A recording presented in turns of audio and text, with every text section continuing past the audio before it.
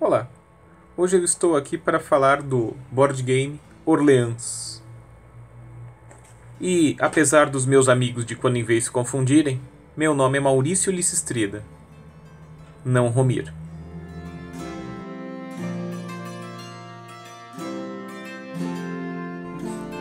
Piadas muito verdadeiras à parte, eu adoro o canal de explicação de jogos de tabuleiro do Romir. Hoje eu também vou fazer um pouco disso. Primeiro vou explicar as regras e a dinâmica do jogo Orleans e, em seguida, vou tecer alguns comentários de historiador sobre o jogo. Os momentos do vídeo em que eu faço cada uma dessas coisas estão marcados aqui na tela e na descrição do vídeo. Se você veio aqui apenas para ver uma parte, fique à vontade para pular para onde te interessar.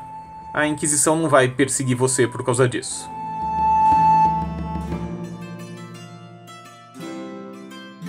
Em Orleans, basicamente, cada jogador vai utilizar 3 tabuleiros. 2 tabuleiros públicos e 1 tabuleiro individual. Cada jogador também recebe um conjunto de peças de madeira da sua cor e um conjunto de seguidores. Um fazendeiro, um barqueiro, um artesão e um comerciante. Embaixo desses seguidores iniciais de cada jogador, fica marcada a cor do jogador na parte de baixo. Peraí, deixa eu ver se eu entendi. Eu sou a pessoa que planta em um jogo sobre a região da França na época da Idade Média. Tô vendo que eu vou ser explorado. Aposto que eu não vou ficar com nada do que eu produzir. Os cubinhos de cada jogador vão no primeiro espaço de cada trilha de seguidores e o cubinho que sobrar vai lá no comecinho da trilha de desenvolvimento. Para terminar, cada jogador coloca ao lado do próprio tabuleiro as próprias casinhas, 5 dinheiros e o saco que ele vai colocar os seguidores que ele for pegando durante o jogo. No mapa, cada jogador coloca o seu meeple de mercador em Orleans, a cidade que dá nome ao jogo, e distribui pelos quadradinhos que tem pelas estradas e rios, de maneira aleatória, as fichas de mercadorias. Todos os quadradinhos em branco devem ter uma ficha. Os quadradinhos que têm o número 3, só se tiver 3 ou mais jogadores. Os quadradinhos com o número 4, só se tiver 4 jogadores. No caso, a partida está montada para jogar com apenas 2 jogadores, eu e a minha esposa, e portanto os quadradinhos com o número 3 e com o número 4 ficam sem nenhuma ficha de mercadoria.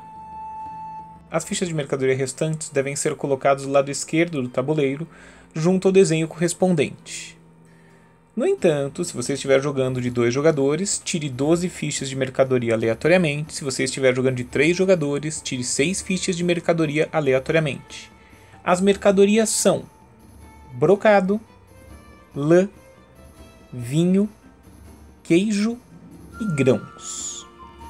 As fichas de seguidores devem ser colocadas do lado esquerdo do tabuleiro, próximo ao local da imagem de cada seguidor.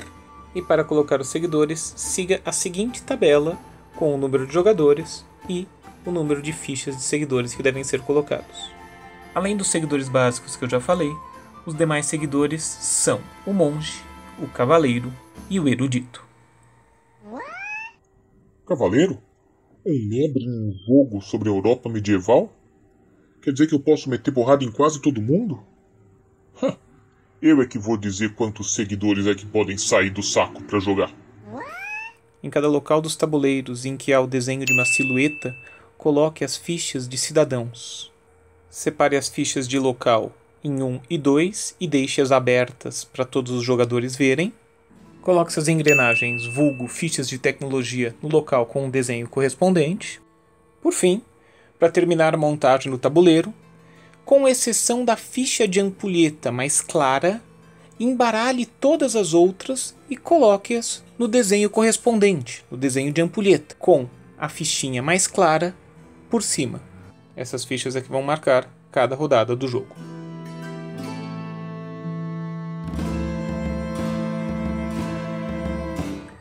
Tabuleiro montado, agora é começar a jogar. As regras definem que o primeiro jogador é a pessoa mais nova do jogo, e ele leva esse escudinho aqui. A partir de então, o jogo é composto por 18 rodadas, divididas todas em 7 fases. Na primeira fase, pega-se o tile de ampulheta que está no topo e vira a face dele para cima. O jogo termina quando não existem mais tiles a serem virados. Na fase 2, os jogadores observam quem está mais à frente na trilha de fazendeiros. O jogador mais à frente recebe uma moeda da reserva, o jogador mais atrás paga uma moeda para a reserva, e se houver empate, ou à frente ou atrás, quem está à frente não recebe, ou quem está atrás não paga. Esta regra vale apenas para 3 e 4 jogadores. Com 2 jogadores, apenas quem está mais à frente recebe. Na fase 3, todos os jogadores colocam a mão dentro do saco e tiram de lá o número de seguidores correspondente ao número que está marcado na trilha de cavaleiro e os colocam no mercado. Neste caso, os 2 jogadores podem retirar 4 seguidores do seu saco. Atenção, não é permitido tirar mais seguidores do que você tem de espaço no mercado. Na fase 4, os jogadores pegam as fichas que estão no mercado e colocam no seu próprio tabuleiro, sempre combinando a cor da personagem com a casinha correspondente. Na fase 5, começando pelo primeiro jogador e seguindo em sentido horário, cada jogador vê o que há de completo no seu tabuleiro e pode escolher realizar uma daquelas ações. E todos os jogadores podem fazer isso até que terminem suas ações. Na fase 6, olha-se novamente para a ampulheta e o evento que está marcado lá deve ser resolvido. Na fase 7, o jogador inicial passa a ficha para o jogador à sua esquerda. Os jogadores continuam realizando essas 7 ações e o jogo continua assim até que não existam mais tiles de ampulheta para serem virados. Pode até parecer complicado a princípio, mas não é. Primeiro, porque, pelo menos na edição brasileira da MeepleBR, eles fornecem essa pequena colinha com as 7 ações que devem ser feitas no jogo. Em segundo lugar, porque a iconografia é bastante clara e ajuda bastante. Vamos ver o exemplo de completar uma ação.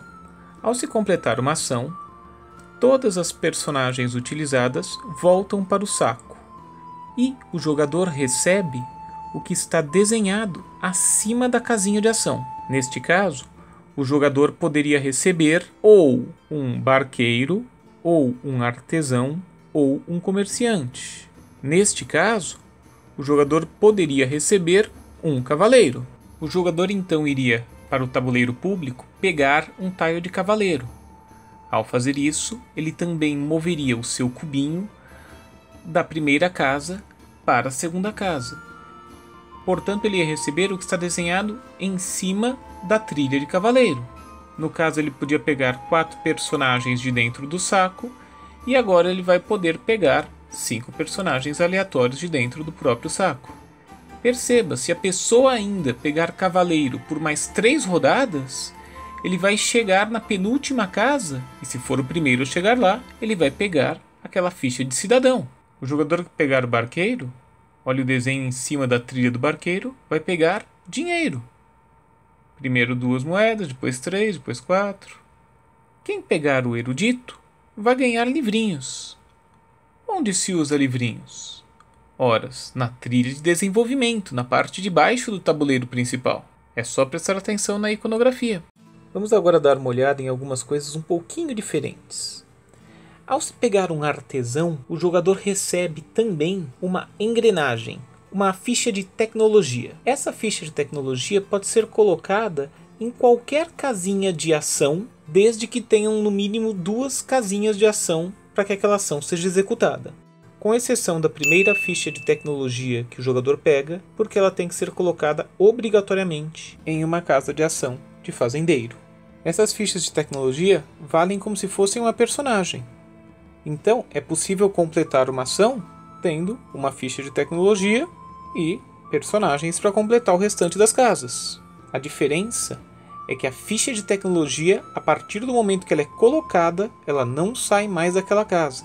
Todas as personagens, quando completam uma ação, elas voltam para o saco. Agora a ficha de tecnologia vai ficar lá até terminar o jogo. Ao pegar um comerciante, o jogador ganha como prêmio também uma ficha de local. Uma ficha de local dá algum benefício para o jogador. Pode ser um coringa ou pode ser uma nova casinha de ação, que apenas ele pode usar. Mas atenção, o primeiro comerciante que o jogador pega só pode pegar fichas de local de número 1. Só a partir do segundo comerciante que o jogador pode escolher pegar fichas ou de número 1 ou de número 2. Existe também uma ficha de personagem que não tem uma trilha, a ficha do monge. Apesar de não ter uma trilha, é uma ficha ótima, já que é uma ficha coringa que pode ser utilizada em qualquer lugar do tabuleiro do jogador. Irmão, trata-se de um jogo medieval do Ocidente Europeu. A Igreja Católica dominava todo o pensamento daquela sociedade. É óbvio que o monge é o coringa. É óbvio que a minha ficha é a mais importante do jogo. Mas existe um lugar em que o monge não pode ser coringa. Na prefeitura. Qualquer personagem pode ser colocado aqui. Só que as personagens que entram na prefeitura vão para este outro tabuleiro e não voltam para o saco do jogador. Na prefeitura, assim que o jogador coloca a personagem exata que está sendo representada lá, ele recebe a recompensa pequena e, se a fileira completa consegue ser completada, ele recebe aquele cidadão.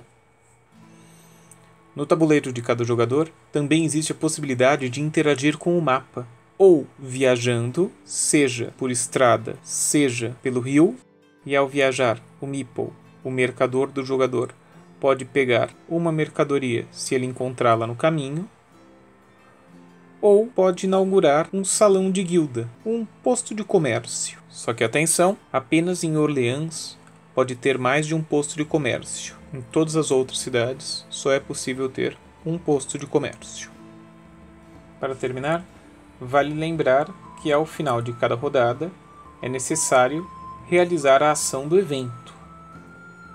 Os eventos podem ser positivos para o jogador, como por exemplo dando um dinheiro para cada casa de comércio, ou negativo, como a peste, em que o jogador coloca a mão dentro do saco e, se ele não tirar um dos 4 seguidores iniciais, a peça que ele tirou volta para o tabuleiro público. Ou a safra, em que o jogador deve entregar um alimento de volta ao mercado de bens ou pagar 5 dinheiros para a reserva. Caso o jogador não tenha como pagar, ele vai ter de pagar com a tortura, entregando qualquer coisa que ele possua para completar o pagamento, seja um posto de comércio, um seguidor, uma mercadoria, uma ficha de local, uma ficha de tecnologia.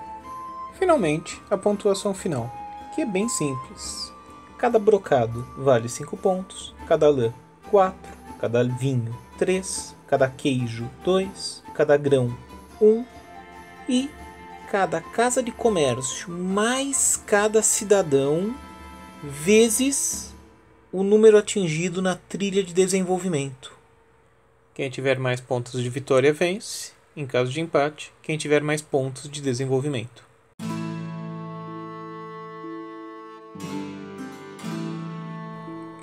Além do canal do Romir, que eu já falei por aqui, tem outro canal que fala de jogos de tabuleiro que eu gosto muito, que é o Jogada Histórica, do Eduardo Felipe. Nesse canal, ele analisa historicamente diversos jogos de tabuleiro. Não é à toa que eu acho interessante. Só que ao falar do Orleans, o Eduardo Felipe acabou elogiando apenas as ilustrações. Clemens Franz, o ilustrador, merece um monte de elogios, porque realmente ele colocou no jogo um monte de ilustrações bem próximas ao que eram as ilustrações medievais, bem próximas ao que as pessoas da Idade Média desenhavam. Inclusive a imagem que ilustra a capa do jogo é uma releitura que o Clemens Franz fez de uma imagem que está no livro O Regime do Corpo, do médico, ou físico, dependendo de como você quiser enxergar, italiano Aldobrandino di Siena. Diga-se de passagem, a imagem original é um tipo de arte bem comum na Idade Média. Na Idade Média existiam os famosos monges copistas, que viviam de copiar outras obras literárias.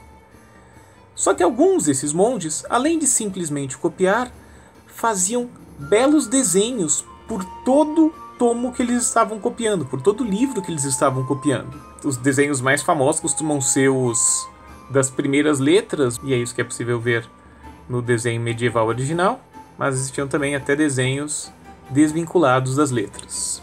Diga-se de passagem, olhando essa imagem, não tem como não citar o famosíssimo bispo medieval Adalberon de Laon, dizendo que a casa de Deus, que parece una, na verdade é tripla. Uns rezam, outros combatem e outros trabalham. O que está dizendo o Adalberon de Laon?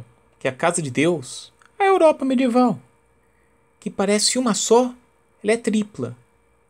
Ela é dividida em 3 estamentos. Uns rezam, os clérigos.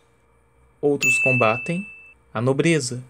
E outros trabalham, o restante do povo. Além das imagens, eu acho que Orleans serve muito para fazer reflexões históricas, só que de maneira sutil. Ele não fez isso tão descaradamente o tempo todo. Por exemplo, a igreja medieval era extremamente forte. A igreja católica era fortíssima durante a Idade Média. E qual é a fichinha, qual é a personagem mais forte do jogo? O monge. O coringa do jogo é o monge. A peça mais poderosa do jogo é exatamente a peça completamente ligada à Igreja Católica. Outro ponto. A Europa medieval era completamente agrícola. E a maior parte da população da Europa era exatamente uma população que vivia no campo e que vivia de plantar. Se a gente prestar atenção, a peça que existe em maior quantidade no jogo é exatamente a peça dos fazendeiros. Outra coisa, é muito comum o discurso de que a Idade Média é a Idade das Trevas. Só que é bem importante lembrar que foi na Idade Média, por exemplo, que surgiram as universidades. As universidades são centros de conhecimento. As universidades eram centros de conhecimento. E foi exatamente a Idade Média que nos trouxe as universidades. Hoje nós temos universidades que ainda existem e que foram criadas na Idade Média. E não fazendo coro com esse discurso de Idade das Trevas, o jogo fez questão de colocar o erudito como uma das personagens do jogo. Ah, Trida, talvez alguém queira falar. Mas no jogo tem comerciantes. A Idade Média não tinha um comércio muito fraco? Opa! O jogo se passa na Baixa Idade Média, no final da Idade Média. Aquele momento em que acontece o renascimento urbano, por isso que nós temos algumas cidadezinhas pipocando pelo jogo. E esse renascimento urbano surge também graças ao comércio, um renascimento urbano comercial. Por isso os comerciantes estão aí. A burguesia, fortíssima durante a Idade Moderna, vai surgir exatamente na Idade Média. Falando de Baixa Idade Média, vale lembrar que esse é exatamente o momento histórico em que a Europa é atingida pela peste. Claro, são apenas algumas pequenas reflexões e seria possível extrapolar muito mais do que isso, mas eu prefiro ficar no que dá para afirmar com certeza, o que dá para defender sem problema nenhum. Espero que tenha achado interessante. Tchau!